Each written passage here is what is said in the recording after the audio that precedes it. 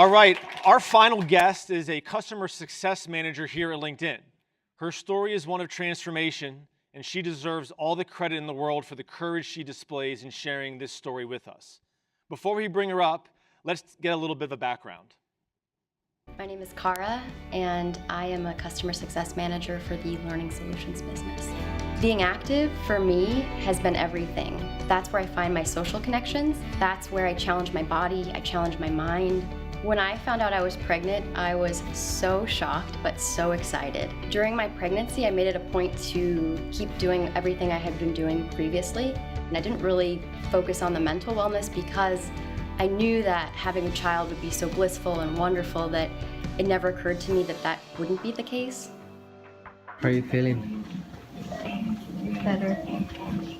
The day after delivery, I didn't have a lot of moments of this white bliss that I'd heard about, but I blame that on the lack of sleep and perhaps the adjustment period. But the bonding was certainly something that started to raise a red flag after a few weeks. So the idea did come to mind pretty early on that it could be postpartum. I thought that, to have postpartum depression, the prerequisite would be you have to, really feel deep depression, but also want to harm your child. I did feel, the lack of desire to do anything, but I never felt the desire to harm my child. It was really frightening thinking that I wasn't the person that I was before, and everything that I had loved and done prior to being pregnant was no longer in that period of my life. It was very frightening. I had thoughts of not being around, of anybody else that had him could do a better job, of what if I just went away. I finally sought help when I started having thoughts of suicide, when I started thinking that I wouldn't be there for my son if things progressed even more. As soon as I had the conversation with my physician and told her that I was having the thoughts I was having, she referred me right away and said that I needed to see someone. The first way to get back is to find incremental things you can do that make you feel normal again. I started to think about my son's future, and I started to think about me being a part of that. And I started to think about all the things that we would eventually do together, most of them sports, but envisioning where we would both be.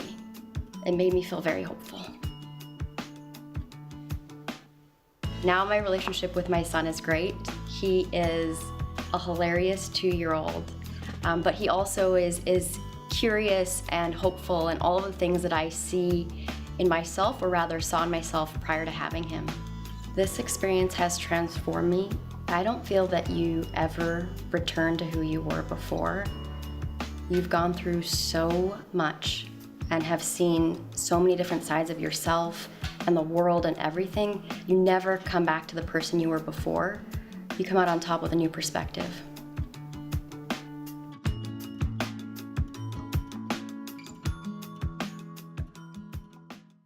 Ladies and gentlemen, please give a warm welcome for Cara Uribe.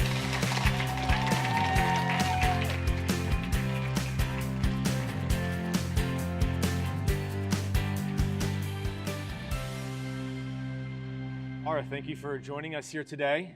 I'll be honest, I had to watch that a few times before the show just to make sure I didn't get a little emotional. It's a very touching piece. So I want to thank you very much for sharing your story with us. Thank you. First things first, what's your baby's name?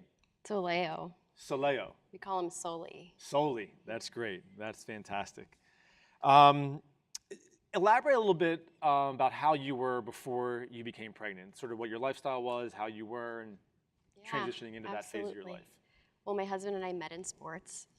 My whole life has been sports. My father was an Olympic athlete, so it's always been active, go, go, go, and you start to build your communities there as well. So it was really my sports and my community and my career were everything, really everything.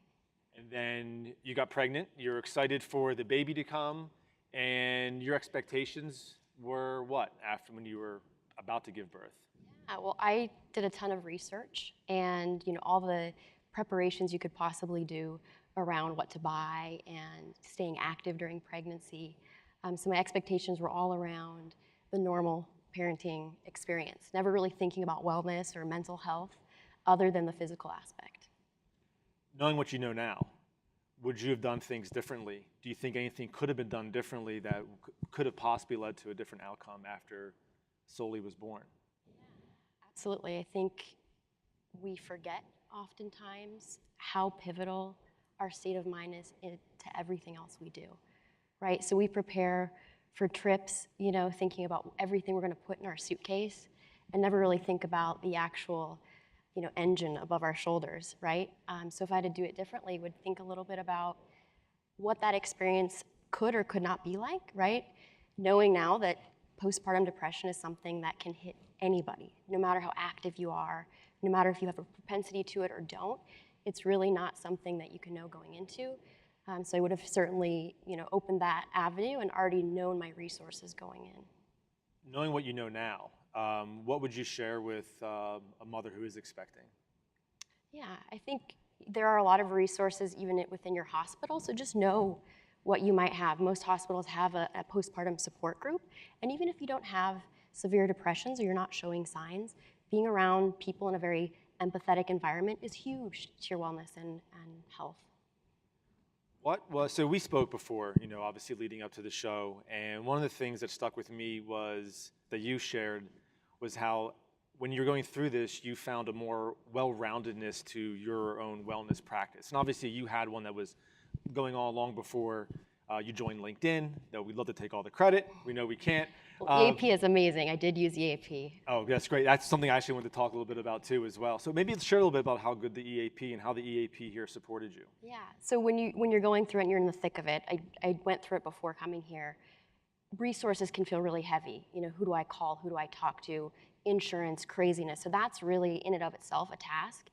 And when I came here to maintain my level of support, ensure that I was seeing someone on a regular basis to really keep things in check, I called the hotline and she put me through to a counselor within like 10 minutes. I mean, it was more answering questions and everything like that, but I said, that's it? Do you need anything else? She said, nope, that's it, and was on the phone. So I think, again, just being proactive and what you need, having a resource that's that quick it's a game changer. That's great to know that that's available to LinkedIn employees that are going through that to hit the EAP. What would you attribute, if there was one thing that when you came through the depressive state, was there any one thing you'd attribute to really lifting you through that time? There were several things. I think having the mentality of hitting my path to coming back to similar to where I was, I think the key was understanding it's a whole process. There's no panacea. You can't take a pill and feel like yourself again. And also, there are a lot of risks in that journey too. It's gonna get worse, it's gonna get better. So again, just understanding that it's an entire process and trusting the process. Speaking of that process, your husband's name is? Jonathan. Jonathan. How was this for him? Yeah, that's a great question. It was very difficult for him because of the not knowing what was happening and not being able to come from a place of empathy because he loved our son so much and he was feeling a lot of the parent bliss. So it was really challenging for him feeling helpless. But what we discovered is that we could actually unite on some of those feelings because we were feeling the same thing. I was feeling helpless. I was feeling confused. He was feeling helpless. He was feeling confused. So instead of that being an element that really drove us apart, really uniting around that and rallying around that, we're in this together. That's great. It does really seem like it's advice that is not specific to you or to him, but together. And together you came through this.